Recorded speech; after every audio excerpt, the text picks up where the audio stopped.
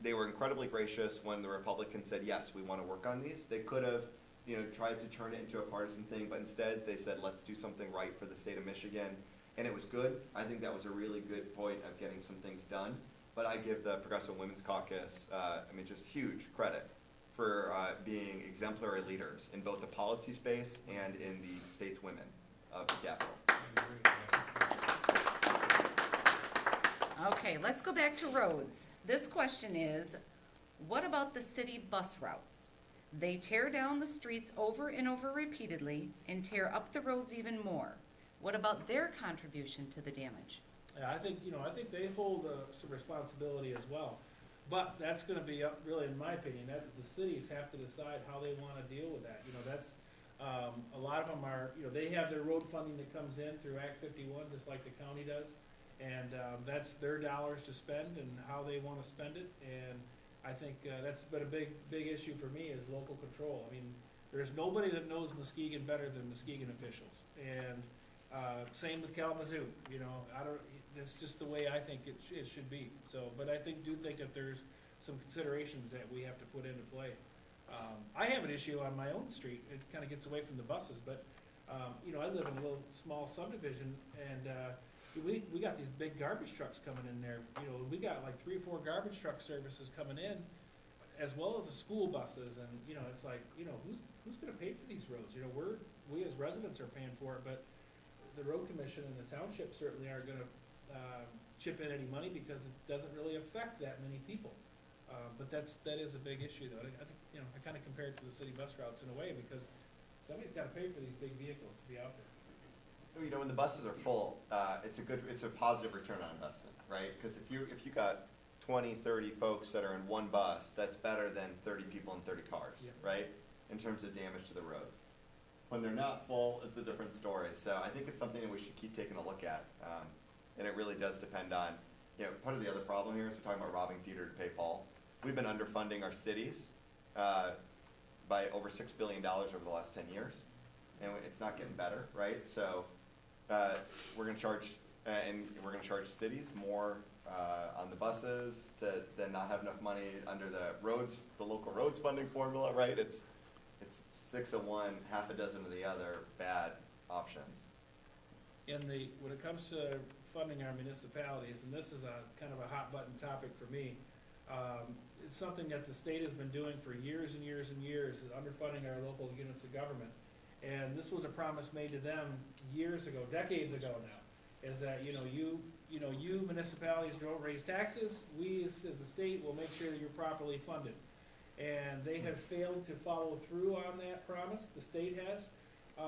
In a recent 15-year study, just in the 92nd district right here, we were shorted about $32 million in state revenue sharing dollars.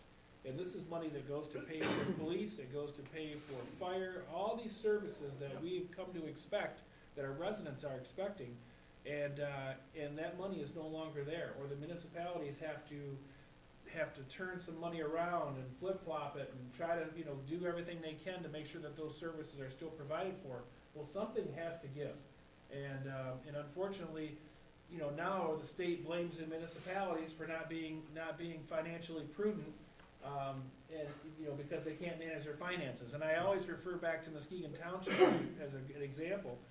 We just had the recent debate on, the police and government employee pension and retiree health care underfunding, and how municipalities can't balance their budget and it's all their fault and everything else. In that 15-year period that I talked about, $6 million was shorted in state revenue sharing to the Muskegon Township. Guess how much they're upside down on their pension costs? $6 million. So, it's just, to me, it's very clear where the problem lies, and it lies with the state in not taking care of the promises to local governments like they're supposed to be taken care of. Perfect. The next question for the representatives is, there are 2 packages of bills that were just introduced last month. Nothing will happen before January 2019 unless you figure out bipartisan support. Do we continue the battle or serve people? Just to be clear, what was the package of bills? That I don't have an answer to. The 2 that you were talking about. Oh. Those have just been introduced. Oh, they're brand new, basically. I Do think, they have co-sponsorship with, yeah, I think yeah, well, first, I don't know what kind of co-sponsorship those bills got. I don't, or I mean, as far as bipartisan, I'm not sure. My gut tells me probably not very much. Because the Republicans feel like they have a great road plan in place. So I don't think that, but I don't know that for a fact, but. if we think that they do not, then we have to let the people in the country and in the state know that they don't have a good road credit. That's right. And that's exactly why we're here tonight. If we don't publicize it, I mean, I don't see anything at all on Facebook about it at this point. This is the first I've heard Yep. that the Dems had even, and I thought, I wonder how long those have been in the works, to be heard about. So I just checked it out, and they said April 18th and May 9th or something were the two different packages. Yep. I mean, Google is wonderful what you can find. Yeah. Or legislature.mi.gov. This is also my nonpartisan plug here. It's actually a great website. You really can find out a whole lot about what's going on or not going on in the Capitol. But yeah, I mean, here, Mike, we work with everybody if we can get something done, right? And for me, like on the budget side, I'm really excited. I've been able to partner with folks on both sides of the aisle to take care of some key priorities, right? Great. And part of what our job here is to actually have an honest conversation about when our colleagues, who are the ones who are setting the agenda, come up short. And sometimes it's uncomfortable, but that's what adults have to do. Our job is to uphold the Constitution and to serve our constituents, right? I mean, our oaths are pretty simple. And part of why we're here tonight is because they've had a chance. We're about to sort of wrap up in Lansing with the budget. We're probably going to vote on that in the next couple of weeks, maybe the first week of June, and be done. And then folks are gonna leave Lansing, and they're gonna go knock doors across their districts, and they're gonna be running, saying mission accomplished.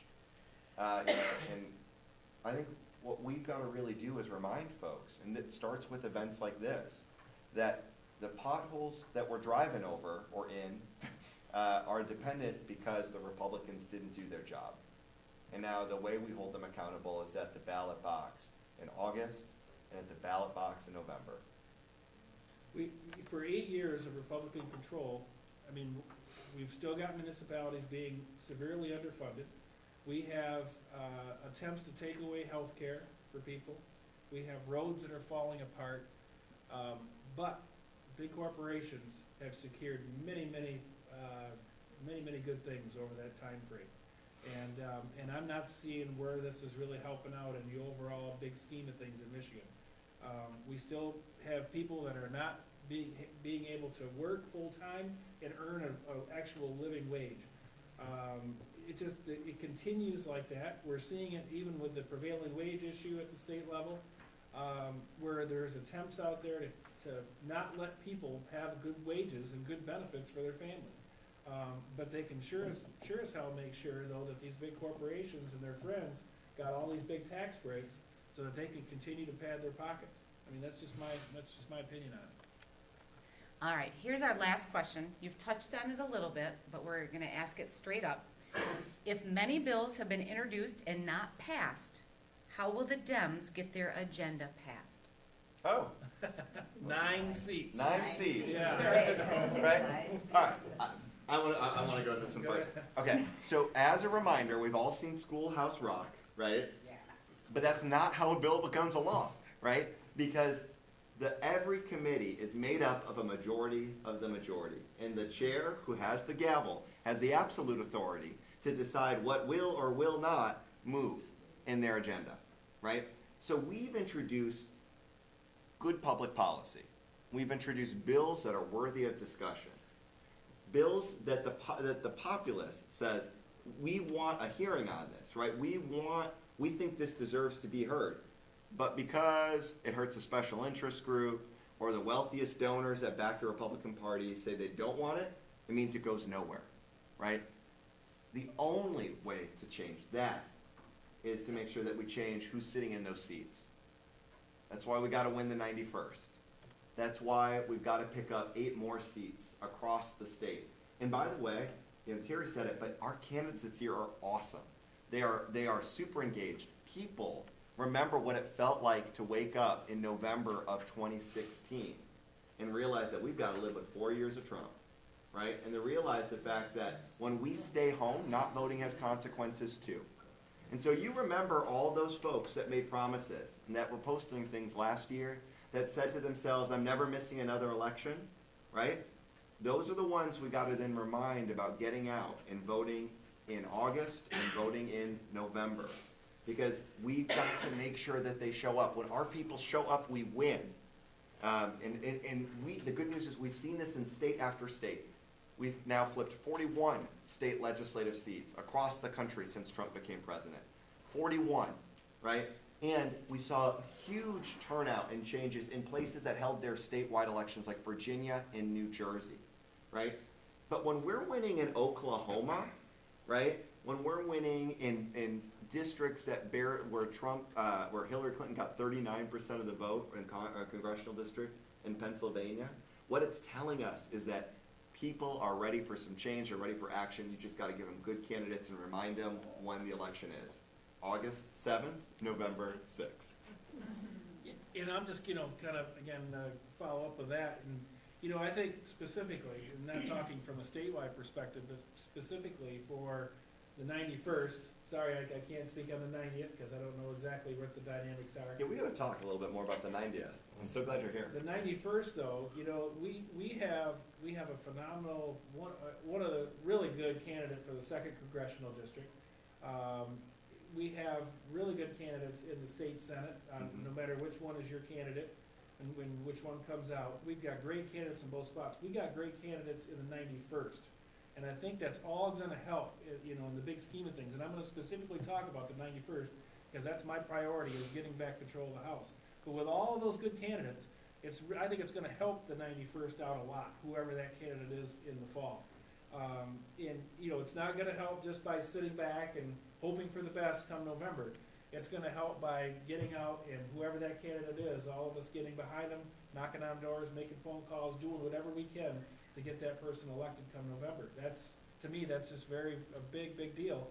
And we've got all the blocks in place, in my opinion, with good candidates, at those other levels. So that's my take on the 91st and how important it is. You ask people from across the state, what are the really important districts?